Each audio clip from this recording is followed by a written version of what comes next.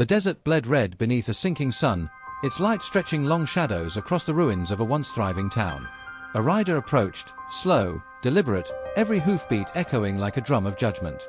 Dust clung to his black coat, the brim of his hat pulled low, hiding eyes that burned with something more than anger, something colder, something final. His name rode before him in whispers.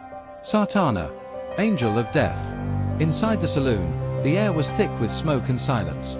Cards froze in trembling hands, whiskey glasses hovered inches from lips, and the piano player let his last note hang unanswered. The doors creaked wide, and every face turned as the stranger entered. He didn't need to announce himself, fear did it for him.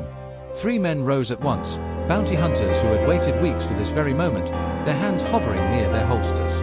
Sartana said nothing. He simply stepped to the bar, ordered a drink, and turned his back on them. The first shot rang like thunder. Glass shattered, whiskey spilled across the counter, and in less than the time it took to blink, 3 men lay bleeding on the floor. Sartana reloaded with mechanical calm, his face unreadable. Not a single soul dared move. The silence returned, but heavier now, soaked with dread. He didn't glance at the bodies. He didn't need to. He had left his message, loud and clear. Death had arrived in Silver Rock. Yet Sartana was not always this shadow. Once, he was Antonio Sartana, a cavalry scout who knew laughter, a gambler who knew luck, a father who knew love.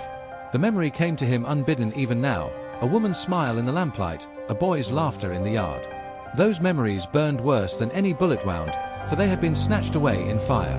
His wife and son, trapped inside their home as flames devoured the walls, their screams drowned by the cruel laughter of men who rode for Donovan Kane. Antonio died that night.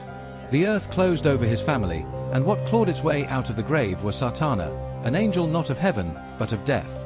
The name Donovan Kane carried weight in every corner of the frontier. He owned the land, the law, and the lives of all who tilled the soil. He dressed in silk while his men bled farmers dry, collecting debts that never ended, hanging rebels as warnings, seizing homesteads with forged deeds. He was not content with power, he craved dominion. And in the path of his hunger lay the town of Silver Rock, where fear already ran deeper than the wells. Sartana had come not for money, nor for glory, but for reckoning. His first act was small, almost forgettable, yet its echo would spread like wildfire. He found Kane's men dragging a young woman into the dust, laughter spilling from their mouths as she fought them. Maria, daughter of a farmer too proud to yield, too poor to pay. Sartana's hand never hesitated. A single shot dropped the first man. The second reached for his weapon but saw only death in Sartana's eyes and fled. The third was left crawling in the dirt, bleeding, alive only long enough to feel shame.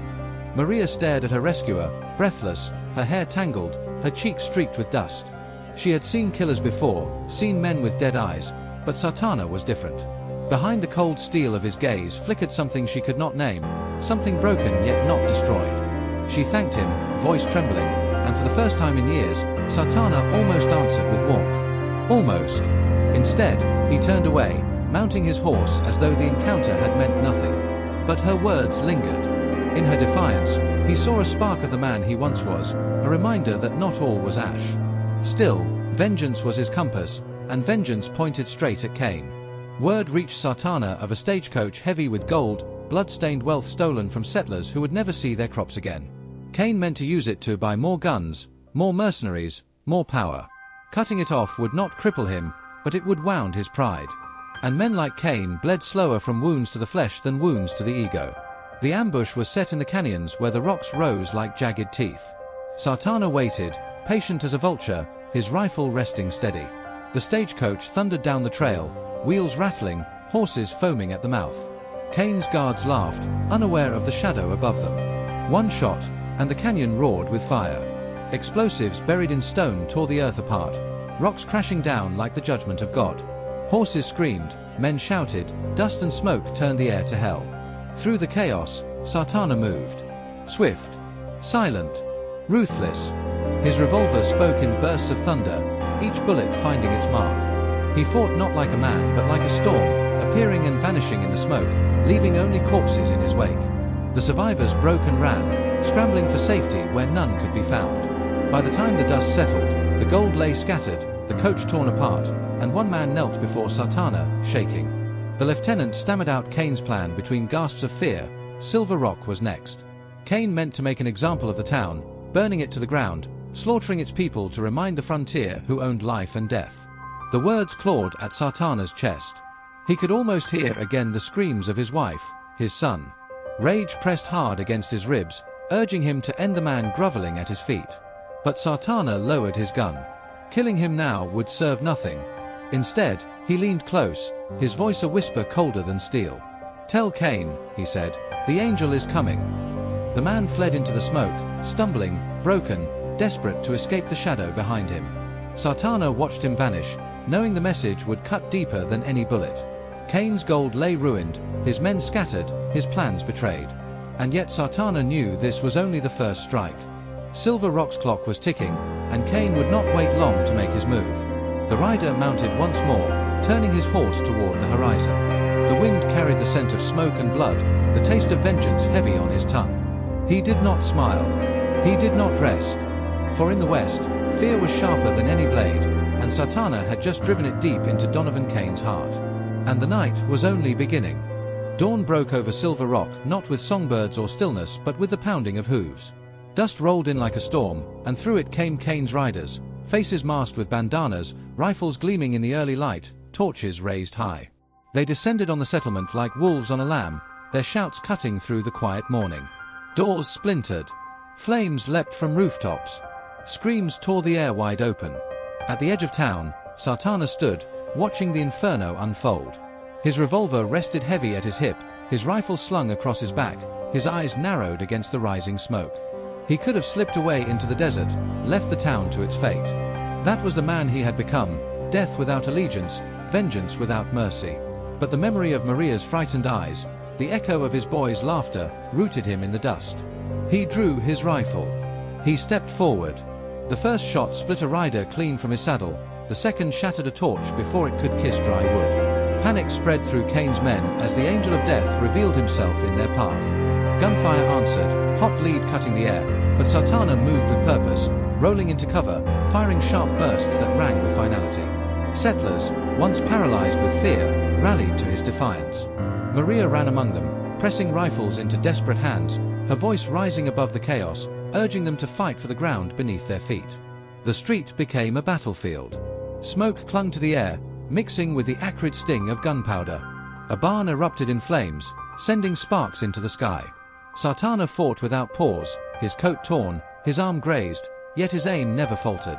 Each pull of the trigger was steady, each strike of his knife calculated.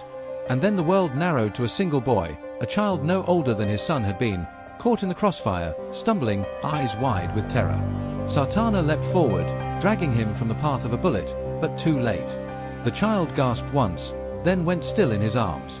The memory of his own boy's final cry surged like fire through Sartana's chest.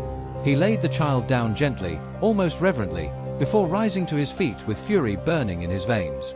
His shots grew sharper, faster, fueled not by cold calculation but by raw grief. Cain's riders began to falter. The settlers, emboldened, pushed forward with hoes, shotguns, and sheer desperation.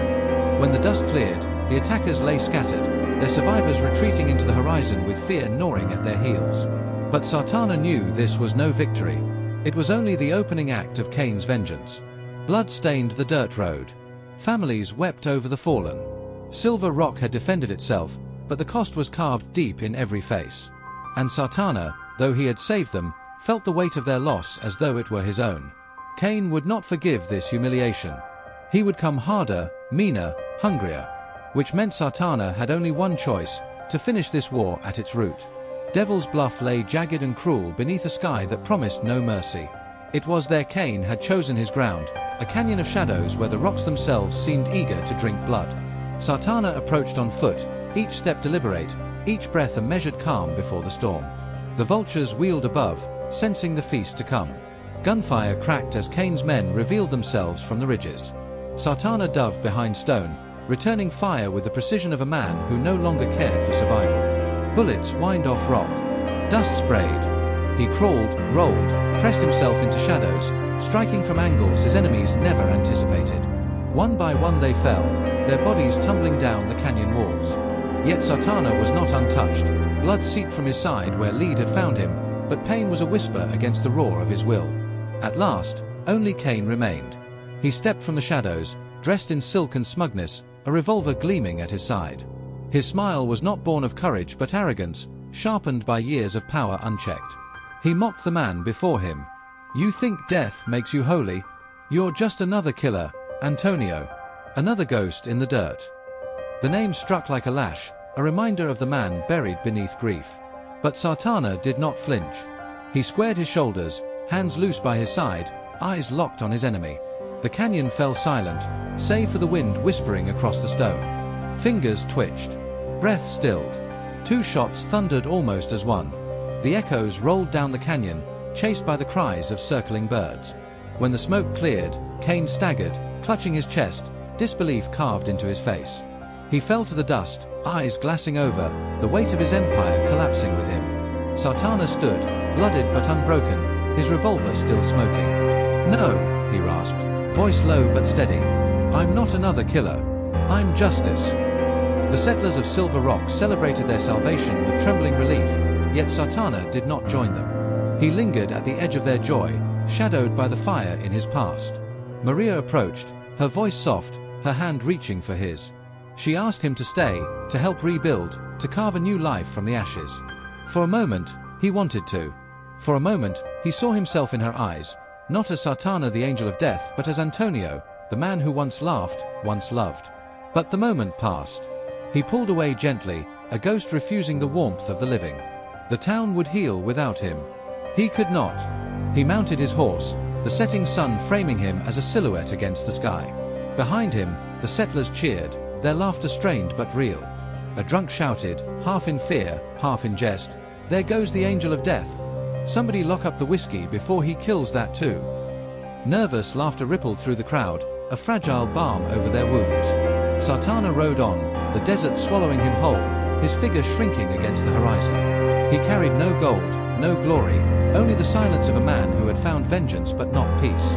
The hoofbeats faded, yet the legend remained, whispered in saloons and around campfires, a tale of the angel of death who came and vanished like smoke.